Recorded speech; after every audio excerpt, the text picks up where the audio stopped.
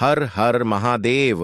ओम नमः शिवाय। दोस्तों, स्वागत है आप सभी का। दोस्तों, आप सभी लोग जानते हैं कि 29 जुलाई 2024 को पड़ रही है सोमवार नवमी तिथि। दोस्तों, ये जो सावन का दूसरा सोमवार है, श्रावण महीने में पड़ने वाला सबसे बड़ा सोमवार है, जिसका बहुत ही बड़ा और विशेष महत्व होता है। और ऐसा दिन पूरे साल में सिर्फ एक ही बार आता है। और दोस्तों, आप सभी लोग जानते हो कि सोमवार नवमी का अगर सबसे बड़ा कोई उपाय है तो वह बामदर चावल के दाने वाला उपाय है। तो दोस्तों, इस सोमवार की नवमी तिथि के दिन आप लोगों को इस बामदर चावल के दाने वाले उपाय को जरूर करना है।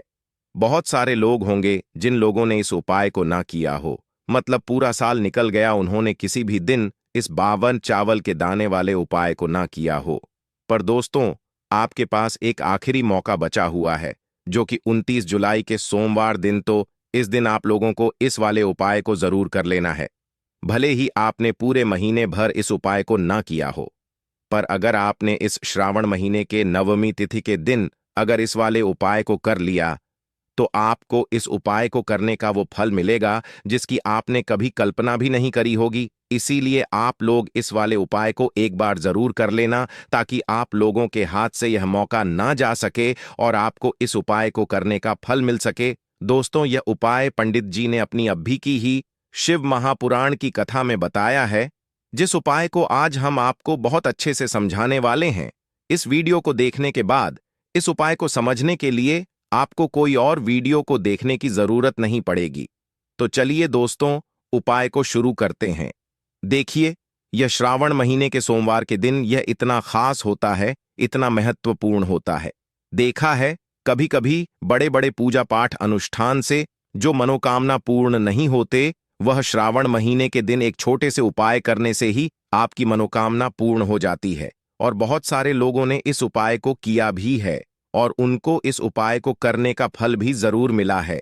अगर आप लोग भी इस उपाय को करना चाहते हैं, तो आप इस उपाय को पहले अच्छे से समझ लेना, सुन लेना, उसके बाद करना। आपको इस उपाय का फल जरूर मिलेगा। और इस उपाय को कर लेने से आपके घर में चाहे किसी भी प्रकार की दुख और समस्या क्यों ना चल रही हो, आपको उसका कारण भी नहीं पता है कि भाई यह समस्या किस कारण से चल रही है। उसका कुछ भी कारण हो सकता है, जैसे पितृदोष हो सकता है या किसी भी तरह का मंगल दोष भी हो सकता है। तो इस दिन आप लोगों को यह वाला उपाय कर लेना है।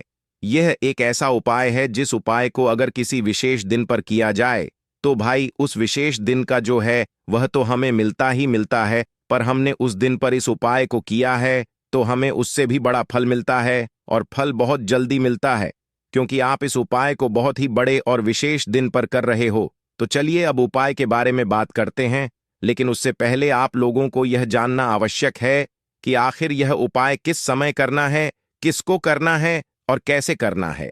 तो चलिए हम आगे आपको वीडियो में एक एक करके बता देते हैं।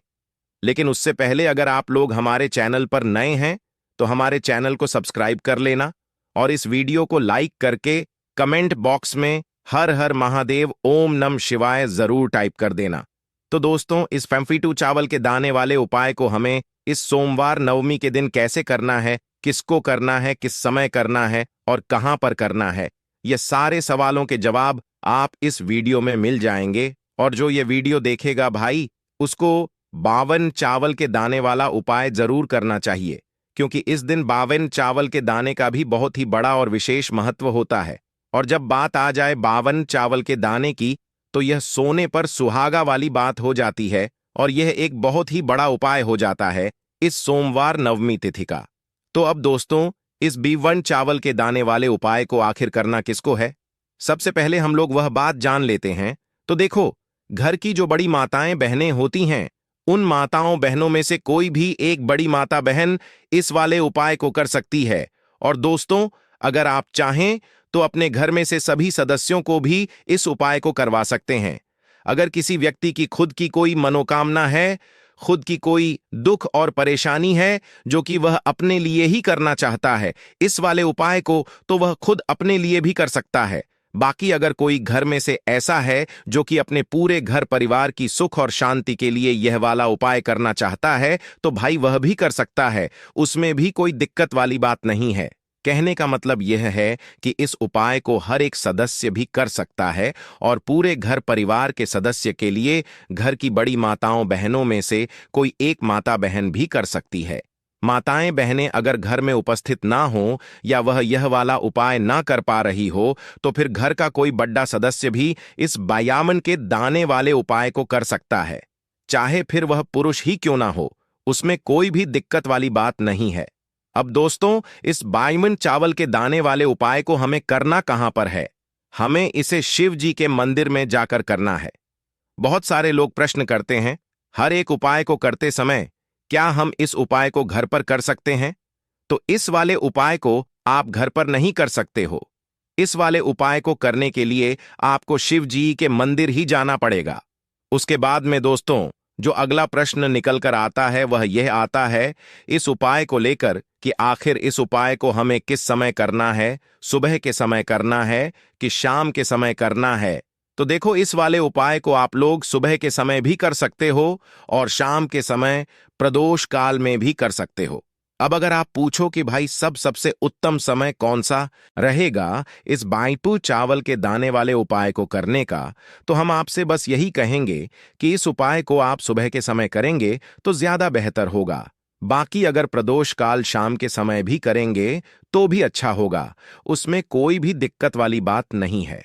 तो अब दोस्तों, जो अगली सबसे बड़ी और महत्वपूर्ण बात आती है वह यह आती है कि सुबह अगर हम उपाय को करेंगे तो हमें कितने बजे से लेकर कितने बजे तक के बीच में करना है, और शाम के समय प्रदोष काल में करेंगे तो हमें कितने बजे से लेकर कितने बजे के बीच में करना है।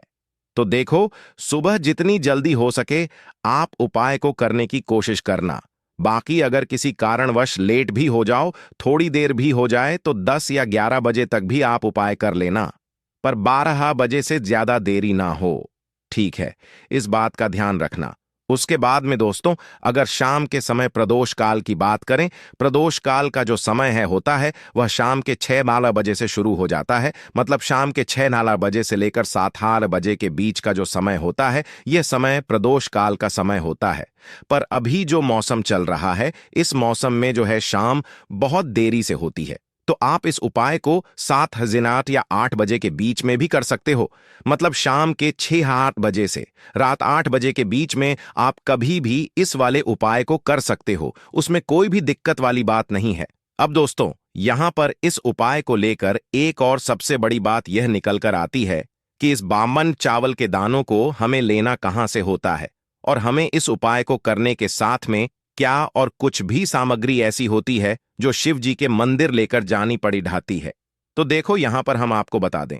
सबसे पहले आप लोग यह जान लो कि यह जो बाइमी चावल के दाने वाला उपाय है, सिर्फ और सिर्फ आप उपाय की सामग्री लेकर कभी भी शिव जी के मंदिर मत जाना, क्योंकि हमें भगवान के सामने यह नहीं दर्शा है कि अगर हम भगवान शिव जी के मंदिर आए हैं तो अपने फायदे के लिए आए हैं। तो इसलिए जो भी पूजन सामग्री है, उपाय सामग्री है, 52 चावल के दाने, इसके साथ में आपको पूजन सामग्री भी जरूर लेकर जाना है। देखो, अगर सुबह के समय उपाय कर रहे हो तो सीधी सी बात है, एक लोटा जल तो आप लेकर जाओगे ही जाओगे। वही एक लोटा जल अगर मिट्टी का जल हो तो बहुत अच्छा रहेगा। मिट्टी का जल कैसे बनाया जाता है, इसके लिए हमने पहले से बहुत सारी वीडियोस बना दी है। आपके पास इस दिन एक आखिरी मौका रहेगा मिट्टी का जल शिवजी पर चढ़ाने का और उपाय को करने का। बहुत बड़ा आपको इस दिन फल मिलेगा। तो इसीलिए इस दिन हो सके तो भाई मिट्टी का जल चढ़ाना तो अपने साथ में कम से कम एक लोटा जल तो आपको लेकर जाना ही जाना है। अगर मिट्टी का जल नहीं है तो घर का जल भी आप इस्तेमाल कर सकते हो। इसके अलावा जो भी पूजन सामग्री है, देखो 52 चावल के दाने, यह अलग आपके रहेंगे, और जो आपकी पूजन सामग्री रहेगी वह अलग रहेगी। पूजन सामग्री में आप जो भी चीज लेकर जाना चाहे वह लेकर जा सकते हैं। एक बेल पत्र भी लेकर जा सकते हैं, उसमें कोई भी दिक्कत वाली बात नहीं है। वहीं अगर हम बात करें शाम के समय की, तो शाम के समय शिवजी पर जल नहीं चढ़ता है।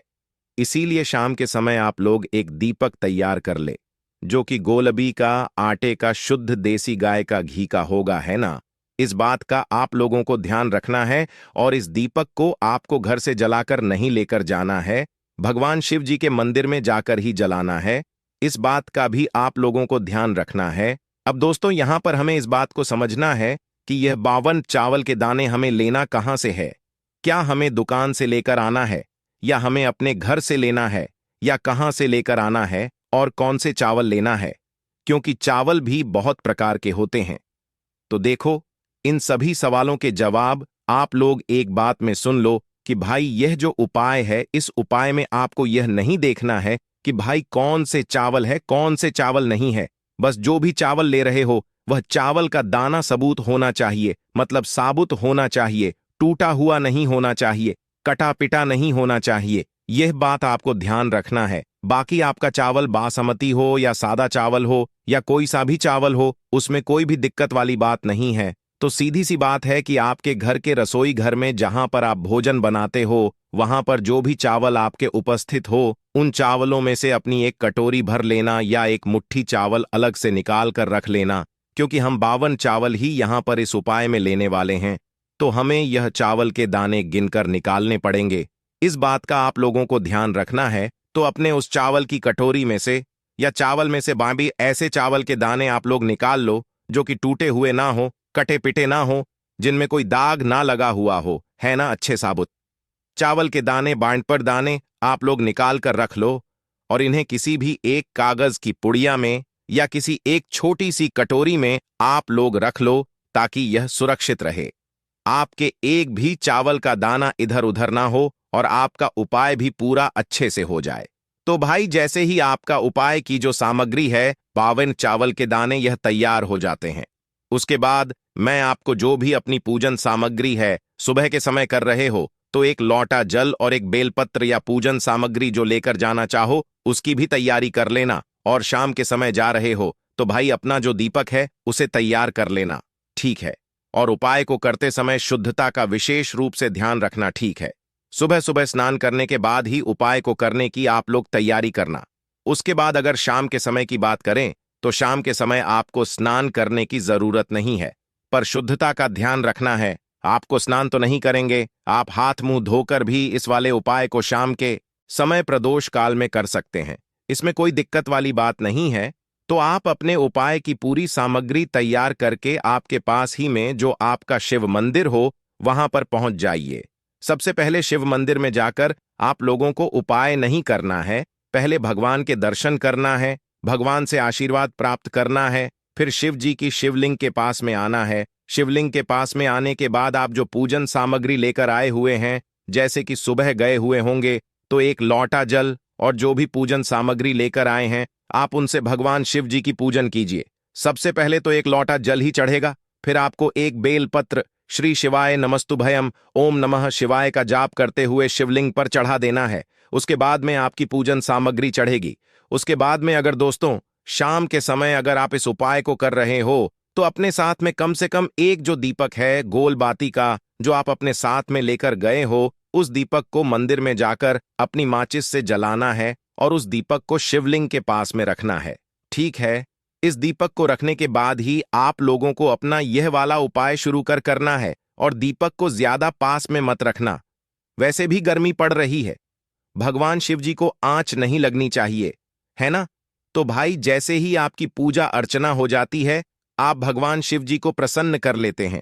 उसके बाद में शिवलिंग के पास ही में आप कहीं पर बैठ जाइए, सामने या आसपास जिस जगह पर आपको बैठना हो वहां पर बैठ जाइए, और अपने वह 52 चावल के दाने अपने सामने निकाल कर रख लीजिए, क्योंकि अब यहां पर उपाय को यहां पर करने की आपको तैयारी करना है।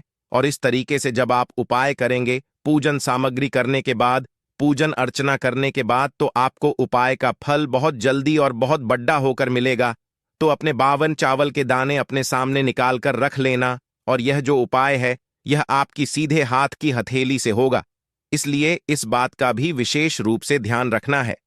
तो सीधे हाथ की हथेली का प्रयोग करके ही आप लोग अपना इस वाले उपाय को करना। अपने सामने जो भी आपकी कागज की गुड़िया है उसको खोल कर रख लो, या कटोरी है तो भाई उसे अपने सामने रख लो और अपने वह 52 चावल के दाने निकाल लो, ठीक है। उसके बाद में दोस्तों अब आपको क्या करना है कि शिवलिंग आपके सामने होगी, तो आपने वह 52 चावल के दाने एक एक करके जहां पर आपने बेलपत्र चढ़ाया है, आपको शिव जी के शिवलिंग के ऊपर चढ़ाना है। कहां पर चढ़ाना है? शिवलिंग के ऊपर चढ़ाना है, और कहीं पर भी नहीं चढ़ाना है। आपको अपने हथेली से तो शिवलिंग के ऊपर चढ़ाना है, भले ही फिर वह अपने आप जलाधारी पर गिर जाए या मतलब वहीं पर गिर जाए, उसमें कोई दिक्कत वाली बात नहीं है। पर आप चढ़ाओ शिवलिंग के ऊपर ही। तो आपको क्या करना है, अपना पहला चावल का दाना उठाना है, श्री शिवाय नमस्तुभ्यम ओम नमः शिवाय बोलना है और शिवलिंग पर चढ़ा देना है। इसी तरीके से दूसरा चावल का दाना उठा है, शिवलिंग पर चढ़ाना है और मंत्र बोल देना है। और फिर तीसरा चावल का दाना उठाना है, श्री शिवाय बोलना है और चर देना है। इसी प्रकार से आपको पूरे 52 चावल के दाने एक एक करके शिवजी के शिवलिंग के ऊपर चढ़ाना है और भगवान से प्रार्थना करते जाना है। मतलब प्रार्थना तो आपको आखिरी में करना है, पर हर एक चावल के दाने को चढ़ाते समय श्री शिवाय नमस्तुभयम जरूर बोलना है। उसके बाद ही में यह चावल का दाना शिवलिंग के ऊपर आपको चढ़ाना है। जैसे ही आपके 52 चावल के दाने शिवलिंग के ऊपर चाट जाते हैं, तो भाई उसके बाद में आपको क्या करना है, भगवान से अपनी मनोकामना बोलना है। मनोकामना भी कब बोलना है, जब आपका 52 चावल का दाना आपके सीधे हाथ की हथेली में हो और आप उसे चढ़ने के लिए जा रहे हो। श्री शिवाय नमस्तुभ्यम बोलकर उस आखिरी चावल के दाने को शिवलिंग के ऊपर चढ़ा देना और भगवान से फिर अपनी वह मनोकामना बोल देना, जिस मनोकामना के लिए आप लोग अपना यह वाला उपाय कर रहे हो। जिस भी दुख और परेशानी के लिए आप लोग अपना यह वाला उपाय कर रहे हो, उसके बाद में जैसे ही आप अपनी मनोकामना बोल देते हो, आपका यह वाला उपाय पूरा हो जाता है। पर दोस्तों, उपाय को करने के बाद आप लोगों को 5 मिनट भगवान शिव जी के मंत्र का जाप जरूर करना है। और मंत्र का जाप करने के बाद भगवान से एक और बार प्रार्थना करना है अपनी मनोकामना के लिए या अपनी जो भी दुख और परेशानी है उसके लिए। इसके बाद में आप लोग भगवान को देखकर भगवान से प्रार्थना करके उनसे आशीर्वाद लेकर वहां से उठ सकते हैं और अपने घर पर जा सकते हैं। बस दोस्तों, यहां पर यह वाला उपाय पूरा हो जाता है। इस तरीके से जो भी व्यक्ति छोटी छोटी चीजों का ध्यान रखते हुए इस 52 चावल के दाने वाले उपाय को करेगा, निश्चित सी बात है उसे उसकी मनोकामना जल्द ही पूर्ण होगी और जो भी दुख और परेशानी है वह भी बहुत ही जल्दी दूर होंगे। और दोस्तों, अगर आपको हमारी यह वीडियो पसंद आई हो तो हमारे इस वीडियो को लाइक और चैनल को सब्सक्राइब जरूर करें। हर हर महादेव, ओम नमः शिवाय, जय भोलेनाथ।